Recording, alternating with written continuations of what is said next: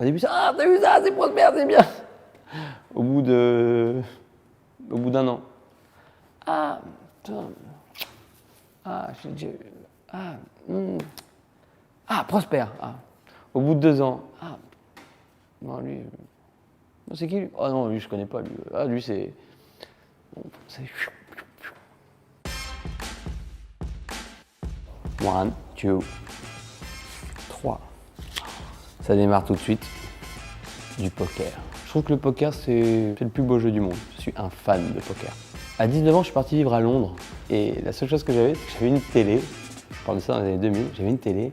Et tous les soirs, quand je rentrais du taf, mon plus grand plaisir, c'était de regarder du poker à la télévision. Et je trouvais ça génial parce que les Anglais, ils faisaient déjà du poker à la télévision. Quand j'ai vu ça, j'ai quitté Londres, je suis rentré à Paris et j'ai dit bon, on va faire ça en France. Je pense que j'étais un des premiers qui a fait du poker à la télé. Je voulais être le premier et j'avais fait ça, je me souviens, peut-être 15 jours ou 3 semaines avant Patrick Bruel, qui lui avait fait ça sur Canal+, qui a aussi connu un grand succès. 1, 2, 3, 4. Oh là là, ça c'est très drôle. Ça c'est une photo d'une jeune femme avec qui on a fait une vidéo publicitaire pour Bravo Loto. Et en réalité, c'est un plan caméra où on a l'impression qu'un homme fait un cunnilingus à une jeune femme. Et en réalité, quand on change le plan de la caméra, on le voit, il est en train de manger une pastèque.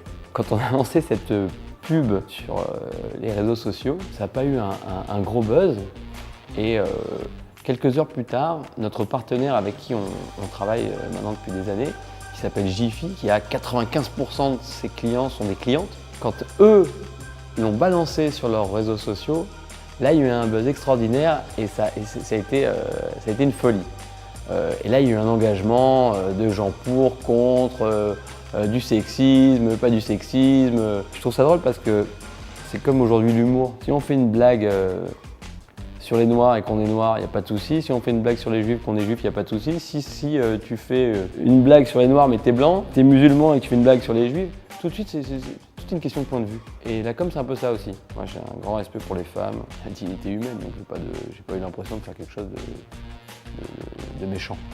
Allez hop, tac, 1, 2, 3. Monsieur Rémi Gaillard. J'ai beaucoup d'admiration pour Rémi Gaillard.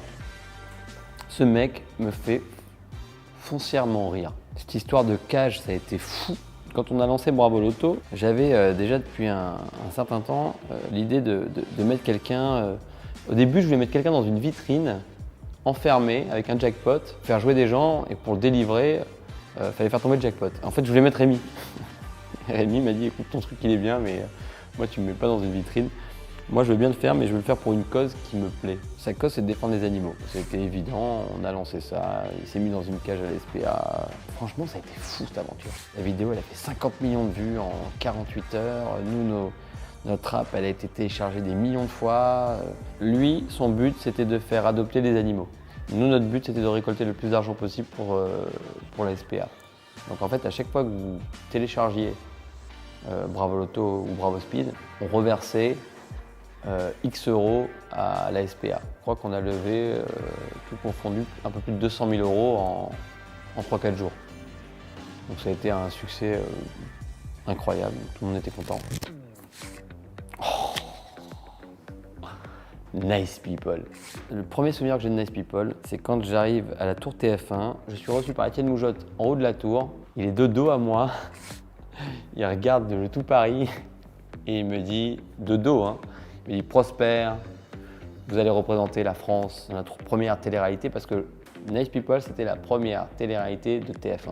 Il venait de se faire déchirer par M6 avec le Loft, donc il fallait qu'il réponde. Et moi, quand il me dit vous allez représenter la France, je ne savais pas exactement ce que c'était le jeu. Et je lui ai dit, monsieur Moujotte, regardez mon physique, ça peut marcher, je sais pas moi, Maroc, Tunisie, peut-être un peu Espagne, mais vous êtes sûr vous êtes... Donc en fait, j'étais hyper fier de représenter la France dans ce jeu. La célébrité, c'est un truc de fou. Surtout quand vous avez rien fait. Les gens célèbres autrefois, c'était quoi? C'était des astronautes, c'était, je sais pas moi, Magellan, Christophe Colomb qui allait découvrir une terre. Et après, c'est devenu... Alors il y avait ceux qui ont dû faire de l'avion, qui devaient passer l'Atlantique, ça devait être fou. Après, c'était les acteurs, c'est-à-dire les gens qui imitent les gens qui ont fait des trucs incroyables. Et après, ces célébrités, ça a été ceux qui, même pas qui imitent, qui font rien. Donc quand tu fais rien, tu fais tout. qui deviennent célèbres. Donc en fait, la célébrité aujourd'hui, ah lui, il est super connu, qu'est-ce qu'il fait? Bah lui, il met bien ses baskets. On est d'accord qu'aujourd'hui, c'est n'importe quoi. La carte bonus. Un mojito dans l'espace. On a une plage privée avec mon frère dans le sud de la France, la Pampa, et on a envoyé un mojito dans l'espace. Tout n'a pas du sens dans la vie. On a une plage, on aime les mojitos, on l'a envoyé dans l'espace. Ça, c'est notre plus joli coup de com'. Je pensais même pas que c'était possible. Moi, c'est l'idée qui me plaît.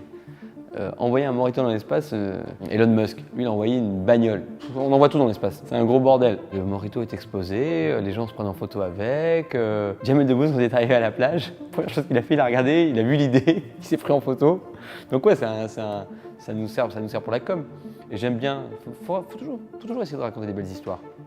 Les gens aiment les belles histoires.